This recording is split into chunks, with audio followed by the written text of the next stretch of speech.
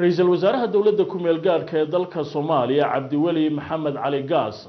ayaa magaalada Muqdisho kulan kula qaatay qaar ka mid ah salaadiinta Soomaalida ee iyagu soo xuli doona ergooyinka lagu wado inay ansixiyaan dastuurka cusub ee qabyada ah ee loo diyaariyay dalka Soomaaliya. aan idinku wareejiyo wariyahayaga kale ee nooga soo warantay magaalada Muqdisho Matra Cabdi Cumar. shirkan dastuurka oo bariyahan dambaba ka soconayay magaalada Muqdisho ayna hore iyo iminkaba uga soo qayb galeen ra'iisul wasaaraha xukuumadda ku meel gaarka ee Soomaaliya Dr. Cabdiweli Maxamed Cali Gaas iyo xubnaha labada gole ee wasiirada iyo baarlamaanka ayaa intuu soconayay looga hadlay arrimo ay ka mid ahaayeen isxog wareysi aqoonta ay ka faa'iideysteen intii uu aqoon kororsigu u socday iyo in la dedejiyo howlahan dastuurka maadaama waqtiga dawladda ku meel gaarka ah dhamaadkeedu uu dhow yahay. ayaa ugu horeyntii waxa ka hadlay ra'iisul wasaare Cabdiweli Maxamed Cali Gaas ayaa sheegay in odayaasha masiirkii Soomaaliya laga doonayo nin jeclaysiina ay ka fogaadaan dawladuna ay tahay dawlad islaamiya wixii sharciga ka soo horjeedana aan loo baahnayn. dastuurka uu saldhig u yahay quraanka kariimka iyo sunnada nabiga inaan diin islaam ahayn Soomaaliya lagu faafin karin in diinta dawladda dalka xataa maaha diinta dawladdu ay tahay islaam inaan soo saarin sharci ka soo horjeeda diinta islaamka marka dastuur shareeca waddo waa meel lagu darbatay wala socotaa dastuurku hore ee Soomaaliya waxaa ansixiyay 110 xubnood oo dawladdiisa idinkan hadda ku soo qoraysan waxa uu 825 weli hataa markii la ansixiyo wuxuu noqonayaa dastuurku meel gaar ah ilaa laga ansixinayo afti oo qof walba Soomaaliya uu weydiinayo codkiisa. laakiin inta xalalka waxa weeye 825 imaanaysa in aad ku soo xurshaan mas'uuliyad. waxaanu ka wareysanay odayaashii dhaqanka ee ka soo qayb galay shirkan dastuurka Suldaan Maxamed Suldaan Muuse Xaaji Barre Lugaloox. waxaan aad iyo aad ugu faraxsanahay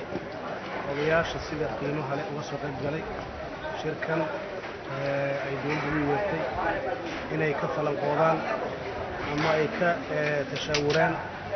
barnaamijka roadmapka ay dawladdu soo qortay sidii uu sii lahayn wixii qaabad uga jira iyo sidii ay howlahaas u sii dhamaystir lahaayeen. odayaasha badankoodu waa imaadeen waxa dhiman waa soo socda insha Allah taala wala sugaya sida ugu dhaqsiyaha badan waxaan filaynaa markaan soo saarno aragtiyo fara badan oo jira ee laga yaabaa in ay isku soo gubadhacaan oo isku yimaadaan aragtiyaas faraha badan marka ay isku yimaadaan waxaan rajaynayaa dawladda in dawlad meel gaar laga bixi doono dawladda hal ka noqdo waqti dhow taasoo rajo weyn ku abuuraysa shacabka Soomaaliyeed guud ahaan. odayaashii Puntland oo ay ka mid ahaayeen Caaqil Maxamuud Xaaji Cumar Cami ayaa isaguna warbixin naga siinay shirkii wuxuu kala kulmay. maantana Soomaaliya wax badan bay burbursanay wax badan bay dastuur lahayd danteedu tahay in dastuurka loo sameeyo in la midoobo in la isu dulqaato in la wada hadlo in la wada fadhiisto in la sheekaysto in wax walba tala fiican oo aynkaas soo jeediyay odayaasha iyo ismada meesha joogana waxay soo jeediyeen oo iyaga laftooda waqti in la siiyo dadku isdhex galo shir aad iyo aad u sharaf badan oo ballaaran oo aad u mahadnaqaysan dhaweynina meesha ka dhacay. Boqor Cabdilaahi Axmed Cali oo isaguna ka mid ah ergada Puntland ayaa inooga warramay ilaa imika sida uu dhacsan yahay shirka.